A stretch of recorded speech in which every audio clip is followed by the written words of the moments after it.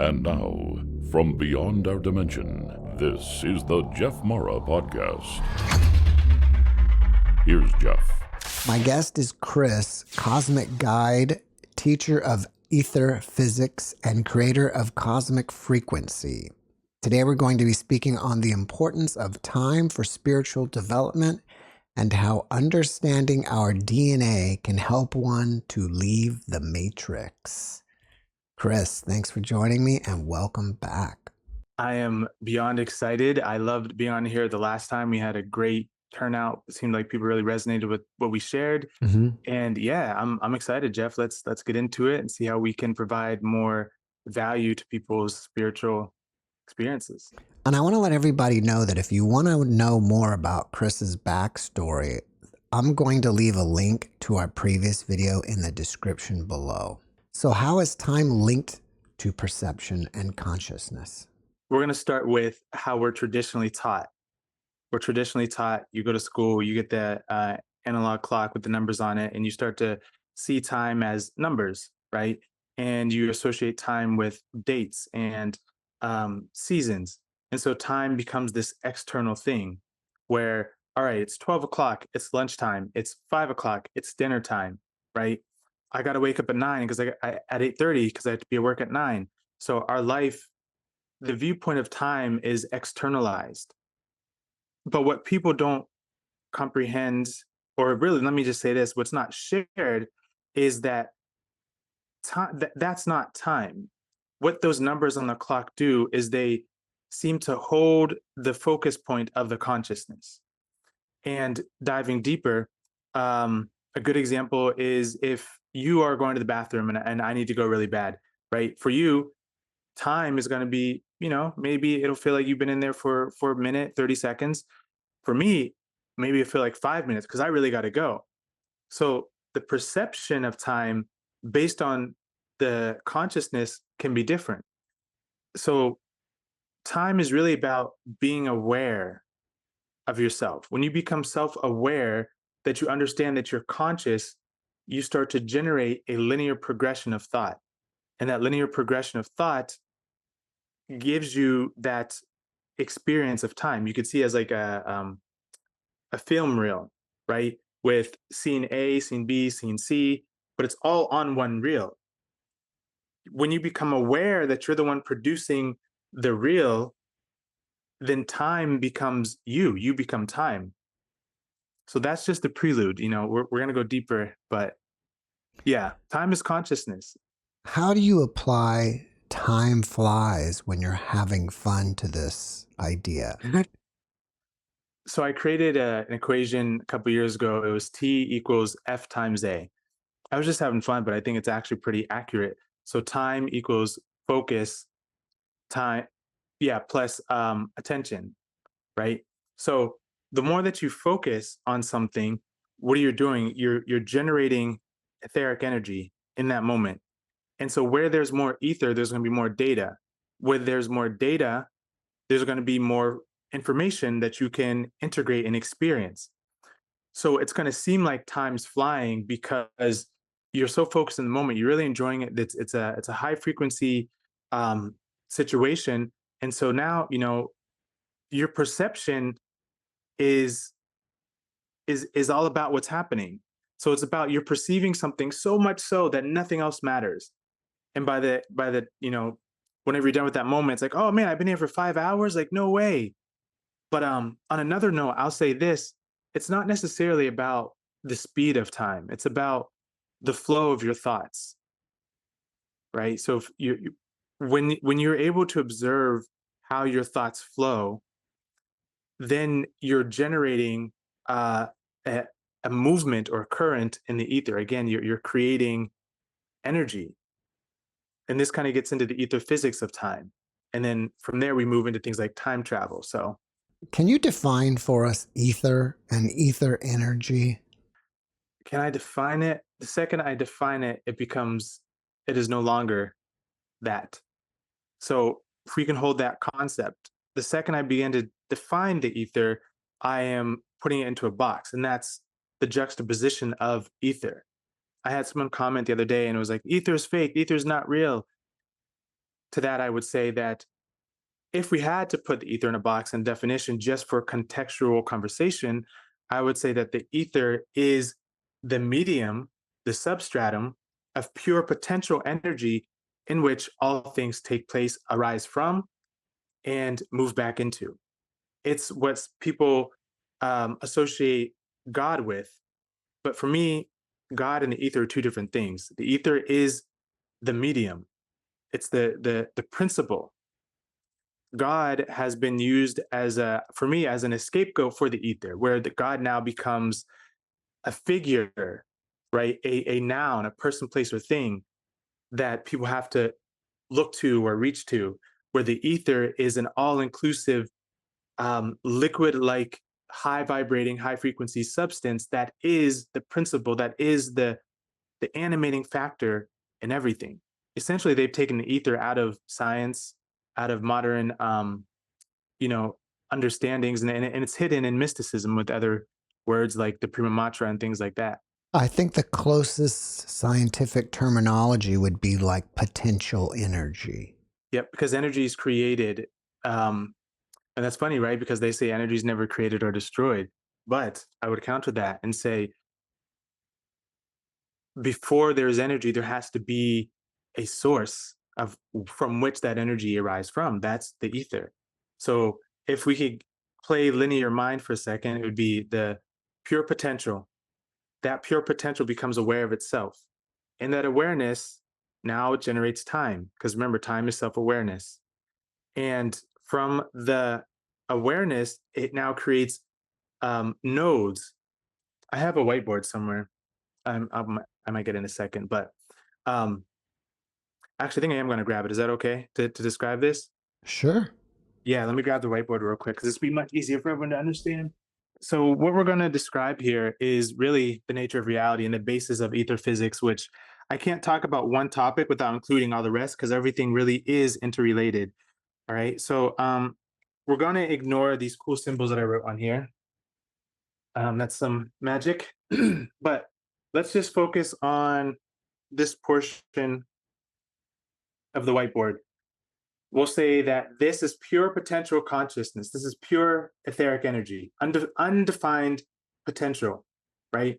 The second that this potential becomes aware of itself, energy or it starts to flow, starts to create flows, right? It starts to move, let's say in a specific direction. Eventually, it's going to turn into a node, right? I know this is not very good drawing, but the concept is there. Now, that node is what scientists call a particle. It's the first unit of consciousness. Now, that unit of consciousness, that is the ether, that is the source, will then start to couple with other like frequencies all over within the ether. Boom, boom, boom. And then these three come together to create something that we call matter. So, with that said, we're dealing with a multidimensional experience that we have become so good at linearizing that we've forgotten the expansive simplicity really of what we are, which is just pure etheric energy. That's why I call myself an Etherean or a Star Walker, because I'm nothing but something at the same time. Can you explain to us your concept of time's arrow? Yes, time's arrow. So I figured this out by sitting down by a stream of water. I was meditating and closed my eyes, and I could hear the water flowing. And I thought to myself, well, I have no idea what direction that water is flowing. It's just kind of there, right? It's like it wasn't given a linear movement until I open my eyes and I see that the water is flowing from east to west. So, how does that relate to time and consciousness? At any given moment, our thoughts are again creating those nodes in the ether or those etheric pulse rhythms. And as we focus, we're now creating a flow of consciousness in the ether. So we become time's arrow because we are aware, we are organizing our thoughts, and now there's a direction. And I'm not a direction like left or right, but direction as in focus point, awareness of something. And so we become the arrow where our consciousness is focusing on. That's where the energy is going to go, which then means past and future are no longer concepts of linear thinking. They are based on where you're focusing, because you're going to generate the experience no matter which way your energy is focused. So time's arrow is one who has focused their energy from the center. If you think of like a sphere, you'd be at the center, and no matter where you look, that's where you're going to experience. And so in a sphere, there's no up or down, left or right. It's all encompassing, which is a very powerful concept, because now you can get into things like I said, time travel, going back into the past, moving into the future. It becomes all inclusive at that point. So are you saying that everything is happening at the same time? Yes. Yep. And you are experiencing the potential of yourself. So the self being, again, the ether, the source, right? As a soul, you are experiencing your own thought patterns, your own essence, your own concepts, your own belief systems. And so, if you take a snapshot, you would again see everything is there. You just focus here, then you focus there, then you focus there. You see what I mean? So it's not like there's separate timelines where you jump to this one, jump to that one. You generate the timeline from you, or the time sphere. You become the experience. And so in a field of pure potential, just that statement alone says everything is there, because it is the source. It's already there. So it's a matter of you tapping into that time's arrow and focusing your consciousness in that direction. With all that you're saying, is there anything that we can do in regards to time for our benefit? Anything we can do. Yes, to start, well, I would say not to look at time as numbers on a clock. Start to pay attention to your thoughts. Start to pay attention to and become aware of your thinking. Become aware of not even the present moment, but just become aware. And you will notice that as you become more aware, that time starts to become really interesting. You might feel like um, moments pass after 1 hour. It's feel like it's been like three or something like that, because you're no longer focused on the externalization. You're inwardly experiencing yourself in a subjective way now, right? Instead of an objective way that's like, okay, it's 1 o'clock, it's 2 o'clock. No, it's like I'm aware, and based on the thoughts that you're thinking, that's what's going to give you. You could say the speed of the experience, right? So you can control time by controlling your thoughts and awareness. I think that's really important for people. Do you think we control time or time controls us? Ooh, yes, yes. Okay. I think that we are time, right? So that's kind of a trick question. So time, again, not being something ab extra to the soul. Time is the soul that is aware of itself. So we are generating time. So that's the easiest way I can answer that one. It's like, on one level, time controls people only because they're viewing it from, again, that traditional concept of time. On another level, we are time and we generate it. Even if, like, okay, we live on planet Earth, the sun rises from the east to the west. Well, that's 12 hours, or however, whatever they say now, 24 hours. I don't know how much they've messed that whole time schedule up. Anyways, that experience is going to be different for everyone. If you and I are watching a sunset together, your frequency and your thoughts are going to be specific to you. So for you, the sunset might seem a little bit longer or a little bit shorter than for me. And so that's what I'm trying to get people to understand, is like, it's about your experience, not about the numbers on the clock. That's the magic. What do you think civilizations on other planets, or at least more advanced beings, would think about time? They have the same comprehension of time being awareness. I think it depends on the race, because there's other humans in the cosmos. There's other anthropomorphic beings who are literally humans living in different star systems. And depending on their development, they're either going to still be based in the industrial understanding of things, or they will see time as a sphere, like I talk about. I talk about a time sphere. So on Earth, the general understanding is that time is based on a line, a present, and then a future, and then a past, right? And it's kind of this straight arrow. It's a straight arrow that is just kind of going until you die.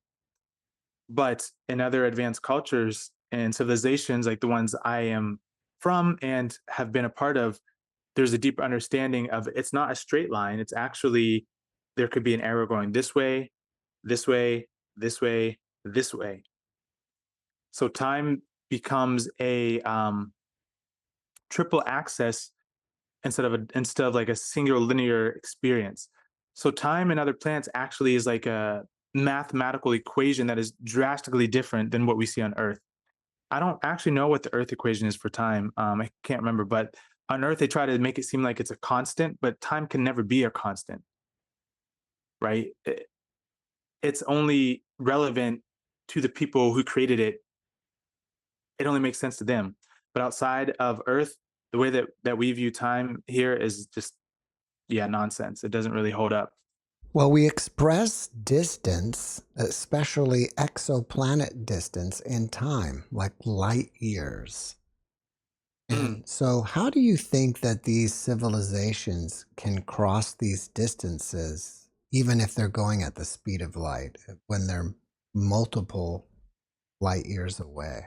Ooh, this is a great question. And I'm going to take a minute to unravel it. First, the speed of light is, again, an inconsistency. Light doesn't have a speed, no different than a shadow has a life of its own. A shadow was created from, I guess there's no shadow here, you can't see it, but shadow is created from the blockage of light. When you understand what light is a movement in the ether again. We never really see light, we see illumination. Light would be the etheric energy moving in such a way that creates a wave pattern that our eyes interpret, and we say that's light. No, you're interpreting a specific frequency, a perturbation in the ether. With that said, for all intensive purposes, when it comes to traveling through the cosmos, point A to point B, there is no point A, there is no point B. And this is where we level up our consciousness, and we no longer think in cardinal directions.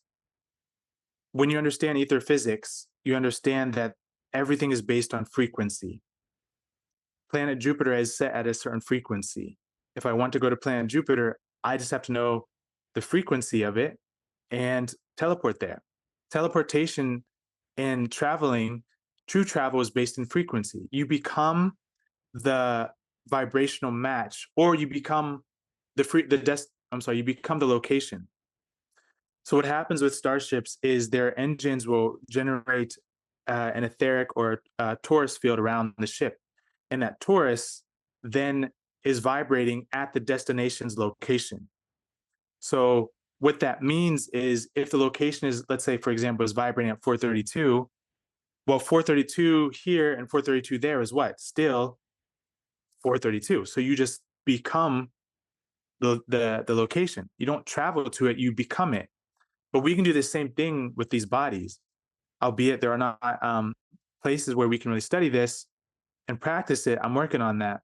But if we were to get our frequency and our minds in the right place, this is how we would teleport. You become a frequency match for the place that you want to go through becoming that. Your aura now is resonating at the same frequency of where you want to go, and then boom, you blink out and you're there. You no longer resonate with your current location and its frequency. You're now in resonance with your desired location. And that's what starships do. That's how they get from point A to point B so quick. All right, in the beginning, I talked about understanding our DNA so that can help us leave the matrix. First of all, what is your definition of the matrix? My definition of the matrix is a conglomeration of thoughts and ideas generated by people who have souls. Meaning, remember how we talked about our thoughts and how our thoughts generate time. And we said that those thoughts have a kind of a they can appear to have a linear progression on like the movie film, right? Well, if I'm thinking of something and you're thinking of something and he and she is thinking of something, and enough of us are thinking that thing, the ether is going to balance itself out and find the path of least resistance where multiple things can be true at once, but it's going to be an average. And so we are creating the matrix. The matrix is the agreements that we make with each other subconsciously or telepathically about what reality is or what isn't, what is possible or what's not possible. So whenever I talk about leaving the matrix, I'm talking about leveling up your consciousness to now perceive and accept new ideas about yourself and to remove the limitations, the psychological limitations that you put on yourself when you incarnated here. So leaving the matrix has everything to do with shifting your DNA, but I'll talk about that part in a second. But that's my definition of the matrix. It's a group of souls generating a consensus reality is a good way to say it. So do you think that we're either stuck here or trapped here? Yes and no. So another concept that I want to introduce to people is holistic thinking. Most of us are stuck in a this or that, a yes or a no. But as you expand, you realize that the yes actually defines the no, and it's actually part of the same thing. Another way you could look at this is like a rainbow is not seven different colors. It's one field of energy with different resonant tones in that same field. You can't take red out of the rainbow.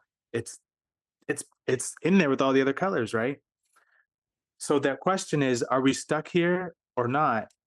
Is both. From one level of consciousness, people who haven't awakened to the levels of spiritual propaganda and understand the deeper cosmology of themselves and the universe, yes, from their point of view, from their perception, it will seem like external forces are keeping them stuck. From another point of view, there's no one keeping you stuck because everything is based in your ideas and your concepts of reality. And as you shift and you become more intelligent, more wise, you now are able to entertain and perceive more of reality.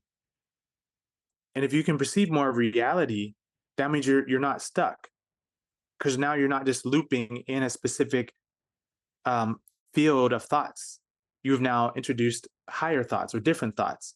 And now that's your experience. And you would have integrated those other thoughts and those other experiences.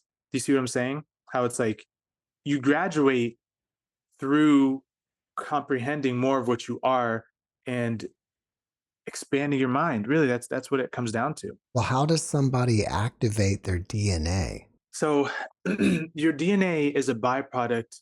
The DNA is the first thing to form when a soul is coming into being. So again, I made this little this chart that's not very good. Whenever you start to think, whenever the source of the ether becomes aware of itself, let's say me as Krys, right? Um, and I am coming into an incarnation experience. But I've had experiences in other star systems and other planetary areas. My DNA is going to have the coding and it's going to have the information from those experiences. So when I come to this planet, they'll say, oh, he has whatever strands of DNA. It's like, no, you're reading it wrong. DNA is a living library of the experiences and what a soul thought was important to itself. So, for example, in this life, if I really enjoy playing the kalimba and I get really, really good at it, I'm going to develop the DNA strands that are in association with the kalimba. If I remember a past life or parallel life experience, I'm going to then activate the DNA that was in association with that experience. So the DNA is not the producer of spiritual phenomena like we're taught. We are the spiritual phenomena that the DNA then is recorded and taking record of the experiences that we have. Does that, you see what I'm saying? How we flip it now? Mm-hmm. It's kind of like our consciousness manifests our physical body in a way. That's exactly what it is. That's exactly what it is. And in order to do that, the consciousness is like, okay, I thought this was important, that was important, this was important. I want to look like this. And so it generates what we would call DNA that holds those frequencies, because DNA really is harmonics. It's frequency. It's all ether energy just densified. And then the body is produced from this as the soul. It's really, really cool. And I will also say this about DNA. I have a DNA symposium where I go deeper into this, but the double helix is not the true shape of of DNA. That's not it. There was a whole scientific scam where together papers and information and a lot of politics to give us that double helix shape. The double helix is not the shape of DNA. In fact, DNA is changing shape all the time. Well, is it true that some people have advanced DNA with more strands? It's true only from the extent of if someone has a more developed consciousness, right? So let's think of someone um, who only believes in politics. You know, their heart, they really love religion and all these things. When you go to talk to them about ETs and extraterrestrials and ether physics, the person who is deep into the politics and all that stuff, no offense if anyone is, I'm not, but I get it. They're not going to be able to comprehend what you're saying because they haven't had those experiences that you're having. So their DNA is only going to reflect their level of consciousness. So your DNA can upgrade and downgrade all the time based on what you think is or is not possible. Again, like the people who would have advanced DNA, that's like saying there are souls and people who have advanced their consciousness. That it'd be more accurate to say that first. You advance in your consciousness and your thinking and your experiences, and then the DNA outpictures that. It's not that you're born with advanced DNA and then you have all these abilities. You would have developed the abilities first, telepathy, telekinesis, remote viewing. You develop those things first, and then the DNA is there to match and mirror that. So it's all about progression of your soul, of your consciousness, of your mind, of your body. And the DNA is just the frequency recorder of that belief system. Earlier, you mentioned spiritual propaganda. Can you give us some examples of that? Ooh, how many buttons are we going to push today, Jeff? Well, as many as it takes. As many as it takes, exactly. So spiritual propaganda is really for me. It's the new age community. Now, I don't consider myself a part of the new age or even the spiritual community. I think I'm sitting in my own sphere. Cosmic frequency is its own thing, and that's the goal: is that we all become our own reflections of the source. Spiritual propaganda is like we have 7 chakras. No, we have 14. No, we have 48 chakras. Okay, well, you know, breath work, you have to do it. You got to, it's like all the mainstream things that we hear in the spiritual communities, people do not comprehend that a lot of those things are developed by 3-letter agencies and put out there so that they can control the narrative. And so what happens is people are not thinking for themselves. They're just regurgitating what um, others are saying, and they're not questioning the narratives that they're given. You know, are all reptilians bad? Are all Pleiadians good? um you know, what is time? How do starships work? You know, think outside of the box, and we can't just kind of love and light ourselves, you know, or trauma ourselves to enlightenment. It's a self-realized journey, but you have to step outside of the confines of even the spiritual community. Become your own community, become an atmosphere where you think for yourself, process information, you know, take it from this one and that one and honor what's not for you. Well, maybe you can give us some tips to be able to determine what is propaganda and what is truth. A good one. Again, I know how this might seem to people, but I'm not here to make friends, although friends are nice. But a big one is the Galactic Federation. This is the biggest propaganda. Is you know, the Galactic Federation of Love and Light is here to save humanity. In X amount of years, they're gonna return to Earth, and we're all gonna be liberated. That's not true. One, because they own and control the Earth. Two, they play both sides of the fence. They're working in the deep state, in the cabal. They are the cabal, but they play nice guy and bad guy, and they control the narratives, and they pay people to speak on certain things.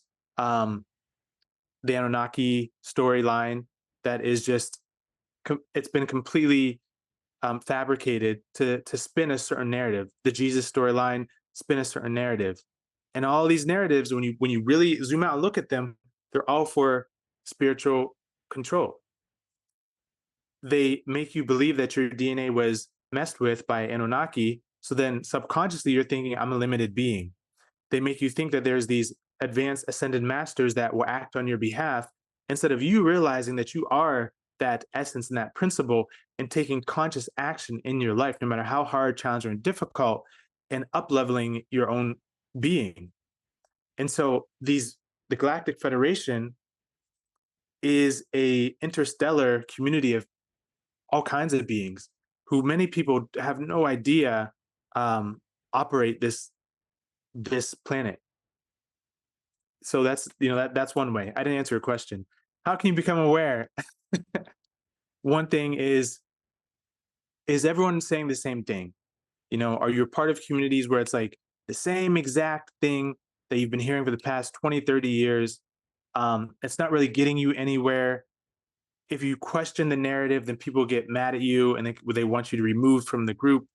Anytime you can't question a narrative and get clarity for your own understanding, that's a red flag for me.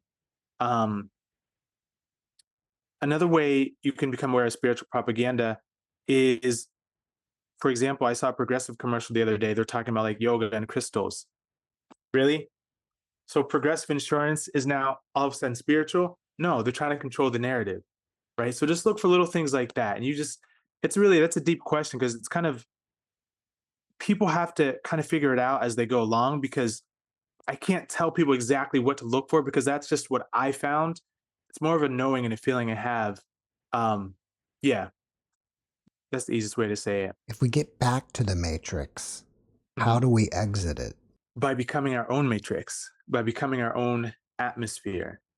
One has to become self-realized, to where they start to emanate thoughts and ideas that are constructive, not destructive. And we generate a lifestyle where we are now not really like, yes, we're in the world, but we're not of it, kind of thing. We have risen above the traditional mindsets and the way that people think. There's a lot of limited thinking even in the spiritual community. A lot of people, they don't want to let go of the of different stories and different narratives. And a lot of people still are hanging on to old traditions that at one point it was valid, but you also got to let yourself graduate and move on to your own inner gnosis, your own guidance system. When you start to move into your own guidance system, you become aware that you are the source, that you are the ether. You're not a physical being. You start to tap into other parallel lives and experiences you've had, and you can download that information. Then you start to receive different like codes and stuff like that, right? Like I just drew these last night, and this is nothing like I've ever seen before, but this came directly from my consciousness. And so it's unique in its own frequency and its own vibration. For me, that's how you escape the matrix. You become your own. You start to self-source and express from a truly zero point space that's not conditioned by spiritual propaganda, new age spirituality, all these other boxes of limitation. Can you share with us what your own spiritual practices are? What I Mm. mean by that is, like, do you meditate every day? And if so, what else do you do? Yeah. Well, I stopped using my chakras years and years ago. That's something I stopped doing. What do you mean you stopped using them? Well, I stopped working with them. I didn't. There was when you spiritual propaganda. When you first wake up, you're introduced to something like the seven chakras and crystals, and maybe an ascended master. Right. That's kind of like the prerequisite for, I'm having an awakening. right? And I'm not making fun of people. If anything, I'm just kind of teasing myself because I went through it. But what I mean is, I no longer resonate with the idea that we have seven chakras or 48 or whatever, because I understand that nothing is really separate and everything is based in frequency. And we're talking about colors. Again, I talk about the rainbow is not individual bands of colors. It's really just the sky with water and the sun shining at different angles that give you that prism, right? So the chakras are the same way. We are a field of consciousness. Based on our thoughts, we're going to vibrate at a certain frequency. That certain frequency can be measured as a color. So I don't technically need to like clear my chakra and do all this extra stuff. That aside, I do. I meditate almost every day. Um, but I also started to practice qigong, or yeah, qigong, however you want to say it. I spend a lot of time in nature, and I do my best to think for myself. I never take things at face value. I question everything. Um, I also strengthen my brain. I've done a lot of mental brain activities where I've worked on connecting both hemispheres of my brain so that I can become more aware. I worked on my synapses all the way from college. So, meditate, eat right, stargaze. It's kind of my practice. What type of meditation do you practice? Oh my gosh, I have so many. It depends on what I want to do. If I'm going through something emotional, I'll have to sit and just let myself feel it, cry it out, do whatever I need to do. I also go into 0 point meditation where I'm going to a deep trance and I'm doing things like astral projection, or you could even say time traveling, and looking to understand a deeper concept of reality. And sometimes I'll ask a question and I'm not trying to find the answer. I sit and allow my body to resonate in the frequency of the question, because I know that as I ask the question, the answer is there. I just have to create the space for the answer to present itself, because everything is always here. It's just a matter of being in the atmosphere. I also practice telekinesis meditations, right? Where I'm just kind of moving my energy, aerokinesis, where I'm moving the wind and things like that. So there's a lot, Jeff. Are you in contact with ETs? Yes, yes, very much so. I think I've been since I was young. Something happened to me whenever I was really young. I used to love the show Unsolved Mysteries, and I don't know why. I don't know why my parents let me watch it. I feel like I remember watching it like at 12 o'clock at night. It's probably like 9 years old, but whatever. Um, I would have experiences of grays, and my parents never talked about grays. I was raised very religious, so there was no reason for the grays to be anywhere in my reality. And I remember sensing them in my room, or just kind of being afraid of them, but not really afraid like they're going to hurt me, just like, what is this? I don't understand what's happening. Come to find out, there are gardener greys whose job is to extract humans and help to uplevel their physical body, change the frequency in their physical body, so that sometimes they can have a walk-in experience, or they can just download and receive new information. It's all part of helping them to progress on their journey. So this was happening to me for years. And then I had a walk-in experience just a couple years ago, back in 2018 or 17 or something like that. And I didn't put the pieces together until, relatively recently, that my experience with the Greys was preparing me for this walk-in experience. I've also been like abducted astrally. I've had a physical tractor beam shine down on me, like physically, like in this body in real time. So yeah, I've seen my star family in dream, but also, in the physical, because a lot of times our star family, they're not three-headed aliens. They look like us. And so I'm 99% sure I've met people who were literally part of my stellar family, because you just know, and you can feel it. And I've had verifying external information to kind of validate that. We probably talked about it last time, but I forgot. Can you tell us how you became a walk-in? Yeah, how I became a walk-in. Interesting question. How I became a walk-in. So I would have remembrances of like being in a pod and be surrounded by these other ethereal beings. And I was one myself. We all spoke telepathically. The starship was absolutely gorgeous. It was like this cream beige color with an oval kind of window that you could look out, and it was huge. And you could like see just all the stars and everything. And I would see these pods behind me sitting at a 45-degree angle, egg shape, um, kind of like a, yeah, egg shape with a little glass. And I remember getting into one of those. And I remember seeing this spark of light, like just beaming through the cosmos. Come to find out that that spark of light was me. And what I was doing was gathering information from all these different incarnational experiences I've had. This all happened with I don't know if it was an hour, 15 minutes, but it was relatively quick that I was remembering these things. And I was like, what in the world is this? Never smoked, wasn't high, none of that stuff. It was just pure meditation. And again, in that moment, I would have had a DNA upgrade because I was remembering something. So as I'm having these memories, the DNA that was storing those memories is becoming unraveled and unlocking, right? So then they become relevant for me in this timeline. Come to find out, found a series of videos that was explaining immersion pod technology, and I realized that I was part of this immersion pod program. Um, there was another piece of that I was going to say as a walk-in. I have a whole list of like how I discovered, like kind of like the clues along the way. I would see, oh, I would wake up on starships. I would wake up and be like, where am I? And see these other beings again, see the window. Um, but then I'd be put back to sleep. Before that, I would see kind of like in the hospital when they have those heart monitor things. What are those called? EKGs? Yeah. So I would see that and I was like, what is going on? But that I wasn't supposed to wake up, but I woke up at least 2 or 3 times in my immersion pod, and clearly I didn't want to be here. But they had to put me back. And then what they do is the soul is a signature. It's a frequency in the source. Um, Crude example, but it's like a radio wave passing from one antenna to another.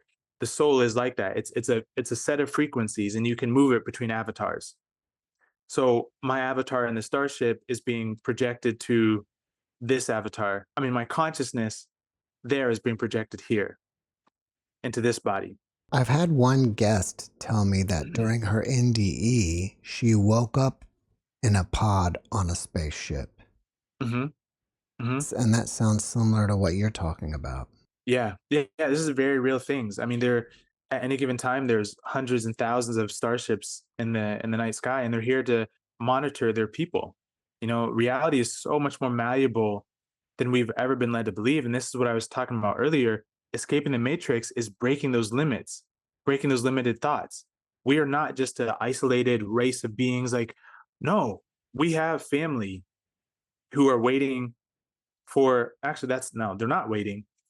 They're helping to progress the consciousness of humanity. They also have their own stuff going on too. So it's not a cut and dry, oh, the ETs are here to save us. You know, we, I could say, operate in many different angles.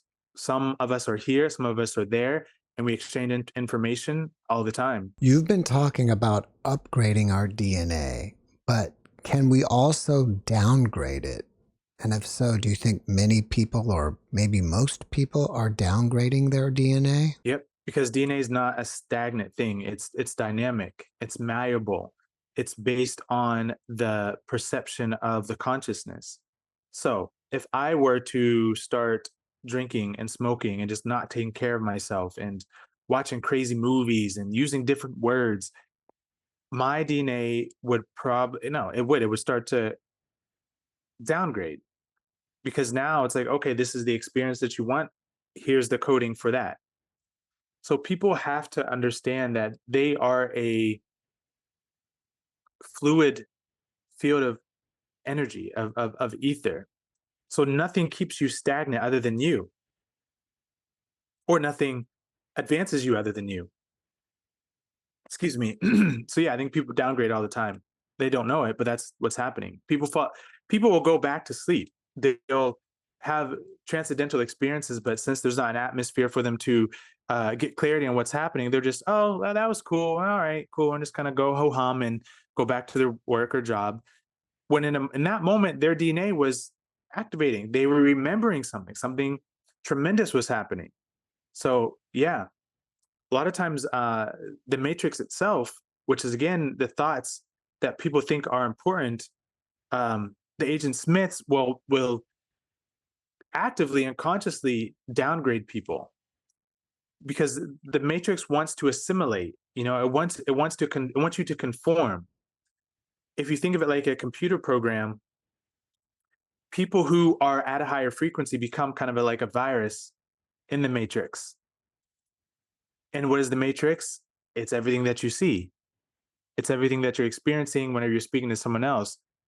People don't want to break out of their own limited thoughts and they'll try to pull you back into it. I think what makes our incarnations difficult is that we come here with amnesia and we don't remember Mm, anything. So, how do we move forward from that?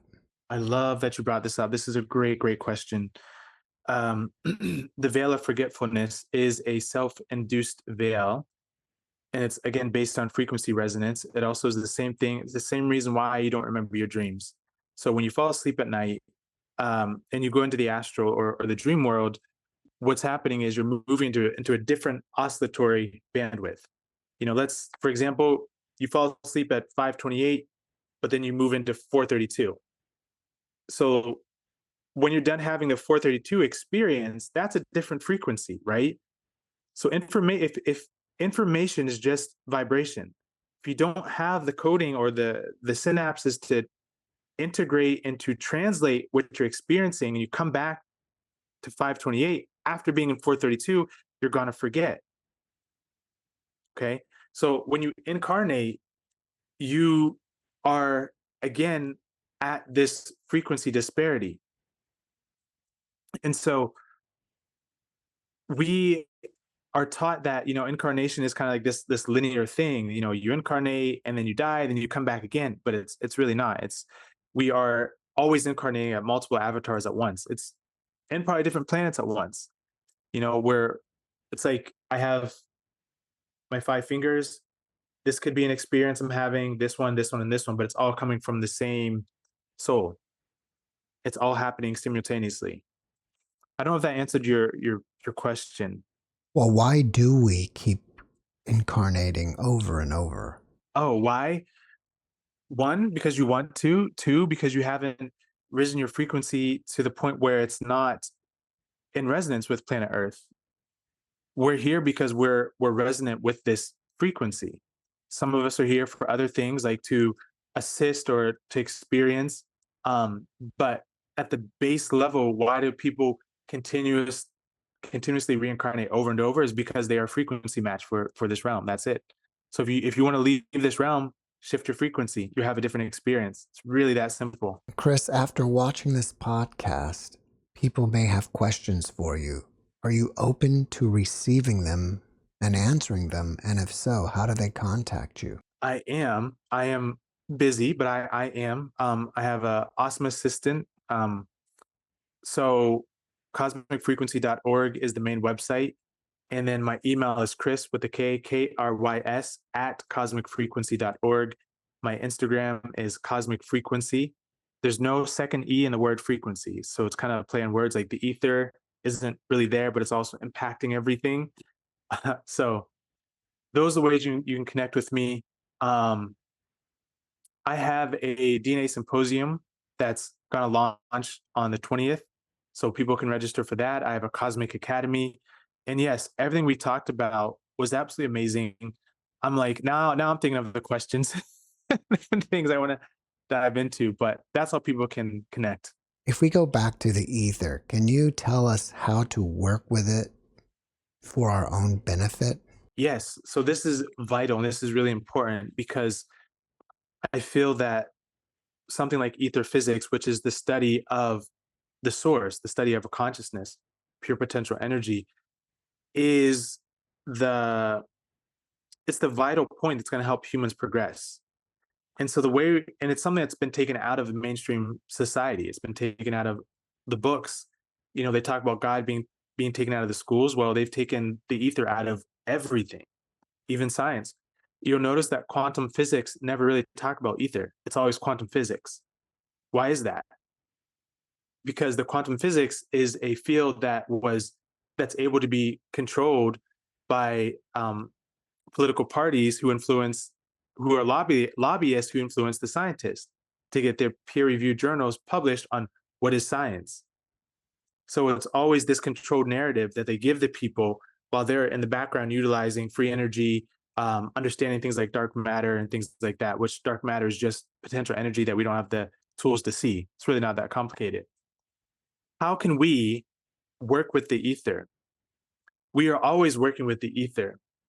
We influence the ether. I have a PDF on the website. If you go to cosmicfrequency.org, free PDF. There's also a resource tab in there. I think it's called Star Arts Resources that you can get the free PDFs. Your thoughts, again, generate a flow of consciousness. That flow of consciousness is the ethereal energy. That ethereal energy then condenses within itself and creates a etheric pulse rhythm. That's called a node. That node is a particle. As you continue to think, more particles become the solidified external experience. So be aware of what you're thinking as best you can. Trust me, easier said than done. Shape is another way that you can influence the ether. This is why I wear this. This is shape power. This is an etheric resonator. This is copper with a crystal right here. Spirals create a vortex. If you look at nature, nature moves and flows in spirals. So this is taking pure potential energy and giving it a place to go. And it's creating a field, a resonant field around me. So start to work with different shapes. Sound is another way that you can influence the ether. So just like toning, and you'll feel it. You'll feel it. And then also starting to do things like telekinesis, practice remote viewing, practice telepathy. Well, with all that you're into, do you have any insight as to what's going on with the planet and what may be happening in the near future? Well, considering I'm a time traveling Star Walker Etherean, I can read the future. No, just kidding. So the future being again a potential based on what's happening in the present moment that is always fluctuating and changing and shifting. So based on patterns, I would say that there is a huge attempt to continue to suppress the human consciousness, right? We have the election coming up, and so people are getting all in cahoots about that, and you have this thing happening with that president. These are all psyops. These are all propagandas to keep your focus away from what truly matters, which is your own spiritual progression. Remember, the matrix is just a set of ideas that one or more people agree on. That's it.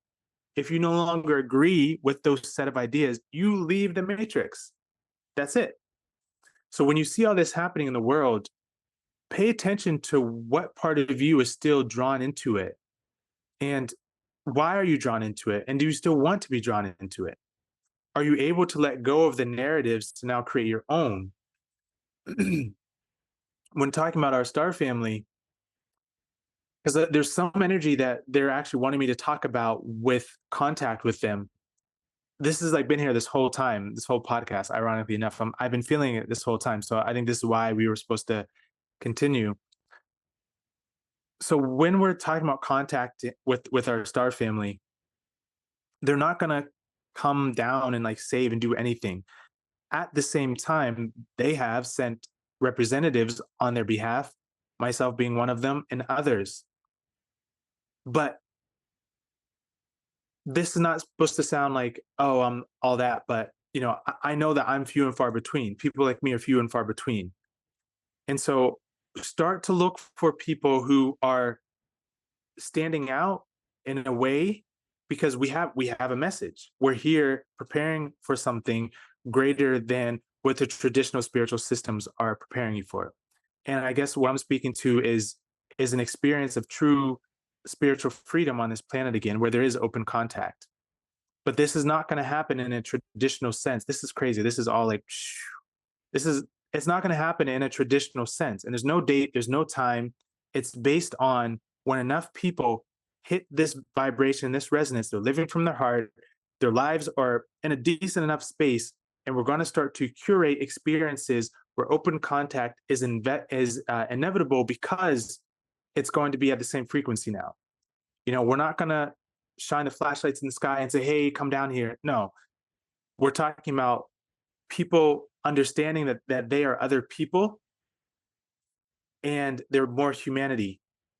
And it's time to have that deeper experience. But everyone has to do their own spiritual cleansing, um, yeah, to prepare for something like that. Have the ETs given you any other specific message for humanity? Let's see. Yeah, it's funny because yeah, this is what happens. It's like I telepathically connected. So, and I'm not channeling because I don't channel. It's more of like I'm in contact and you get it. So there's going to be this push for, you could say the false alien invasion, and that's already happened. That's already done. That's already, it was even in a Marvel episode or series called Secret Invasion with Nick Fury. It was all about alien invasion.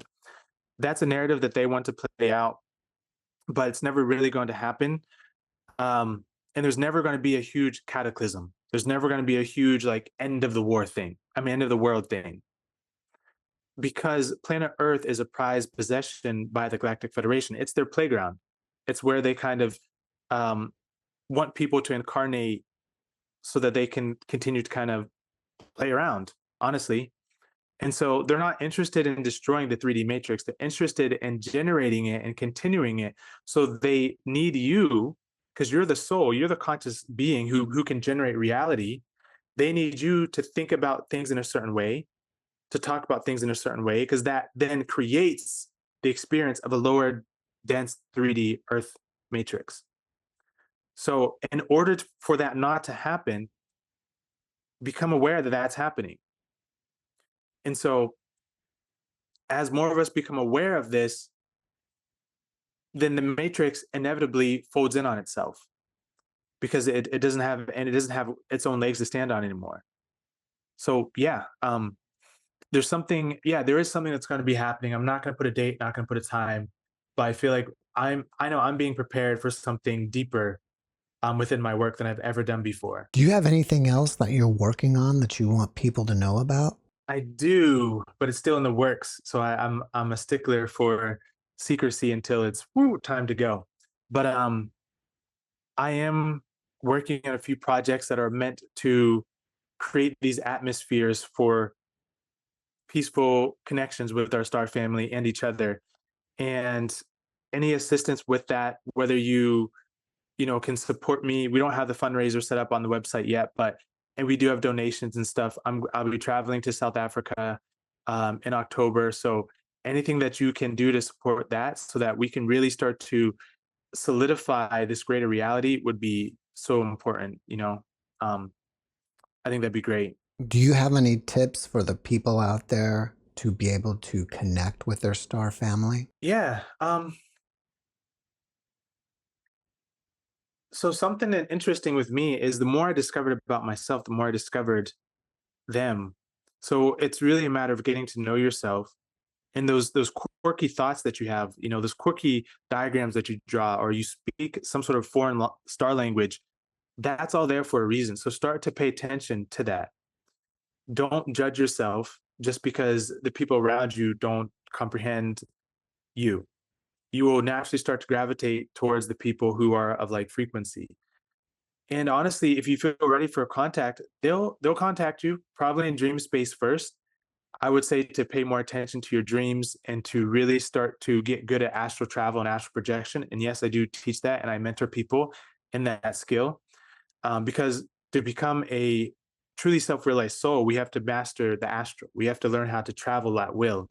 So that's something that I like to share with people. So yeah, reach out to them. Just say, hey, from your heart, I'm ready to meet my star family. And they will figure out a way to let you know. Krys, before we wrap it up, can you leave us with one last positive message? You are the source. You are the ether. You are pure potential energy. You are not limited by anything other than what you personally feel that you're limited to. But you can break or shift or change those limits at any given time. Your DNA, you are not the byproduct of your DNA. You generate and create your DNA as you go based on your thoughts and your experiences, and what you think is or is not possible. So give yourselves more credit than you probably ever have. Give yourselves a hug and keep moving on the journey. Keep moving inward, upward, and onward. And yeah, I'll be here as a guide whenever you need me. Krys, thank you for your message, and thank you for being my guest again. You're welcome. Yes, always a joy. Thank you, Jeff. I appreciate you all. Thanks for watching the JeffMara podcast. I really appreciate you. Another way to show support is through YouTube memberships. And if you do, there are loyalty badges and other perks depending on your level of membership. All you need to do is click the join button underneath the video to find out more. Thank you for your support.